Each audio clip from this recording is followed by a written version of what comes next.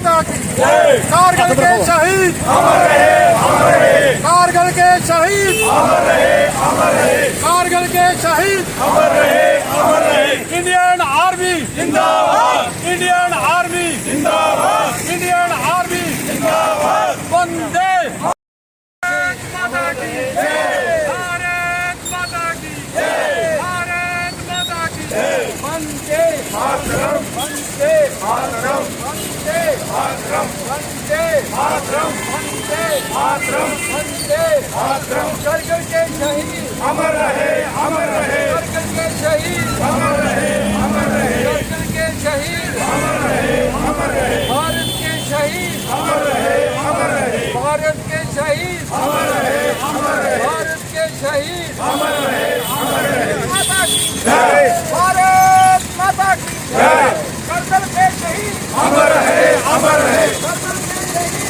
अमर रहे, अमर रहे। कारगिल के शहीद अमर रहे, अमर रहे। भारत माता के शहीद, भारत माता की जय, भारत माता की जय। भारत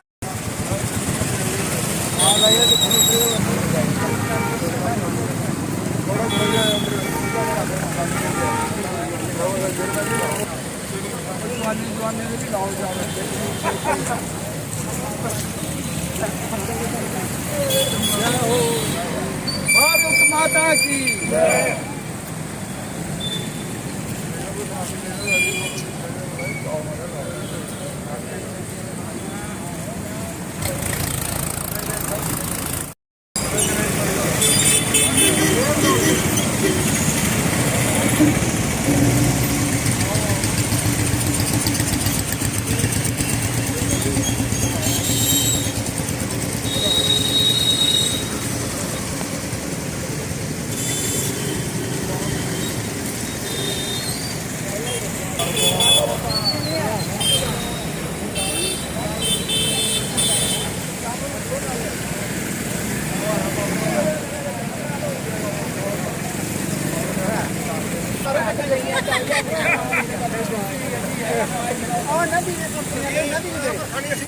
प्रेसिडेंट जेके एक्सर्स लैंड वेलफेयर एसोसिएशन।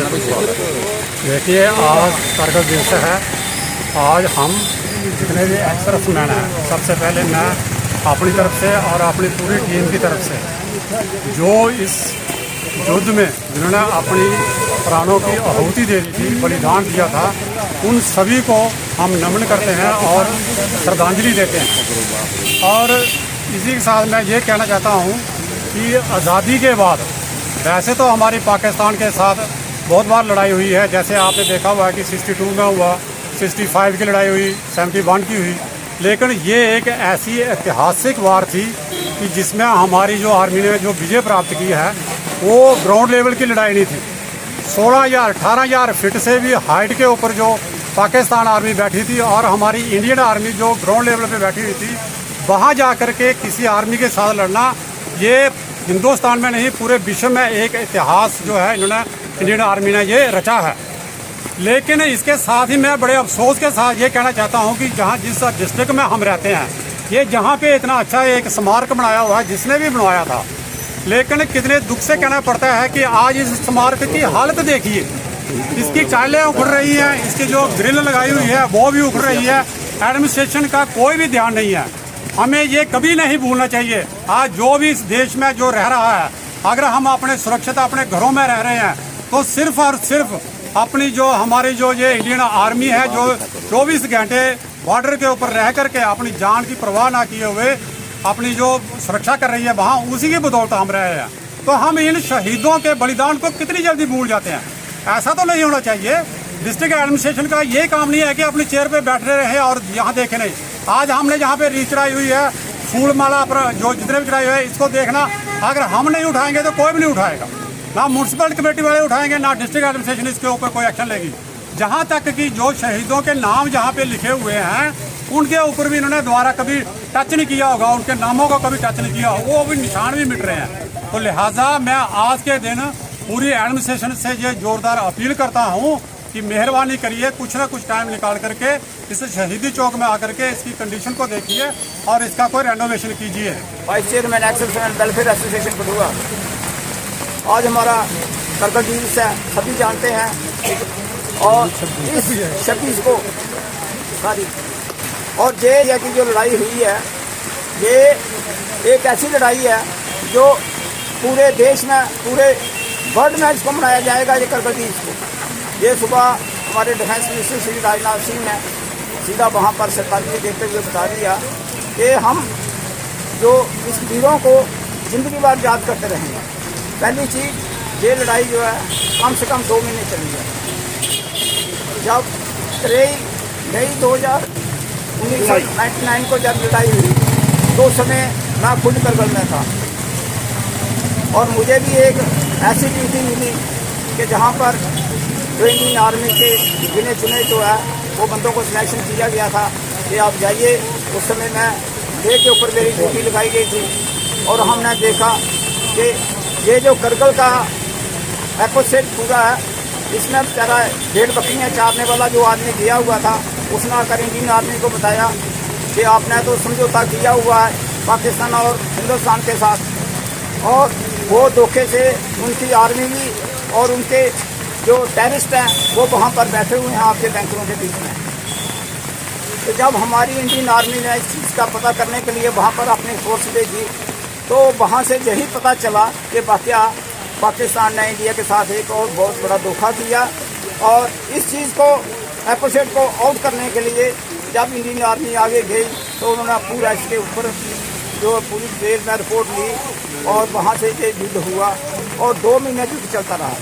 इसमें मेन चीज़ है कि पाकिस्तान आर्मी ऊपर बैठी हुई थी और इंडियन आर्मी नीचे बैठी हुई थी, और हमारे जो जुनता उस समय डिटेल की थी वो बेचारे सीधे पहाड़ों के साथ रास्ता बांध कर, सीधे बांध कर ऊपर गई और वहाँ पर जाकर उन्होंने पाकिस्तान को धूल छिटाई।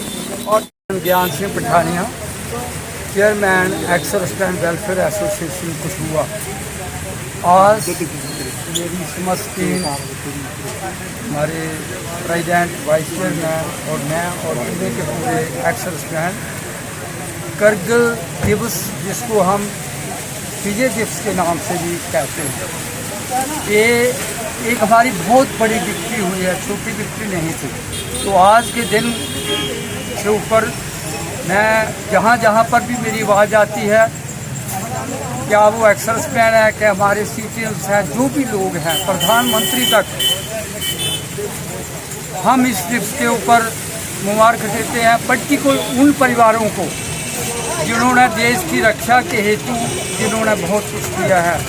किसी ने अपना सुहाग लूटा, किसी ने अपना पुत्र खोया, किसी बाप ने अपना पुत्र, किसी बहन ने, भगनी ने अपना भाई खोया। ये कोई साधारण युद्ध नहीं था। हालांकि मैं खुद 2 युद्ध में रह चुका हूँ, 65 और 71, लेकिन वो जो लड़ाइयाँ थी, मैं कहूँगा जहाँ तक मेरी अनुभूति या अनुभव है कि वो लड़ाइयाँ इतनी मुश्किल नहीं थी जितनी ये करगिल वार थी। 16,000 हाइट के ऊपर, जैसे माननीय अध्यक्ष महोदय मेरे वाइस चेयरमैन साहब ने बोला है, 16,000 हाइट जहाँ पर एक पक्षी भी पर नहीं मार सकता, वहाँ पर उन जवानों ने अगर उस जगह से एक पत्थर फेंका जाता था तो उस पत्थर से भी 10 आदमी जख्मी होते थे, मरते थे मतलब। लेकिन हमारे वीर सपूतों ने अपनी परवाह नहीं करते हुए, देश को अपने सामने एक लक्ष्य को रखते हुए, एक ही सोच थी कि मेरी भारत माँ के अंचल को कोई हाथ ना लगा पाए, उनकी एक ही सोच थी। तो आज के दिन हम उन भगनीस को जो अभी हैं, उन जो उनके बच्चे हैं, ये नहीं कहें पूरा देश उनके साथ है और उनको फक्र और प्राइड एंड प्राउड के साथ जीना है कि हमारे किसी ने भारत माँ के लिए मतलब अपनी इतनी बड़ी bigger sacrifice they are given for the sake of the country self. ये छोटी जान देना सबसे बड़ी कुर्बानी होती है। बातें करना तो बहुत ही आसान होती है,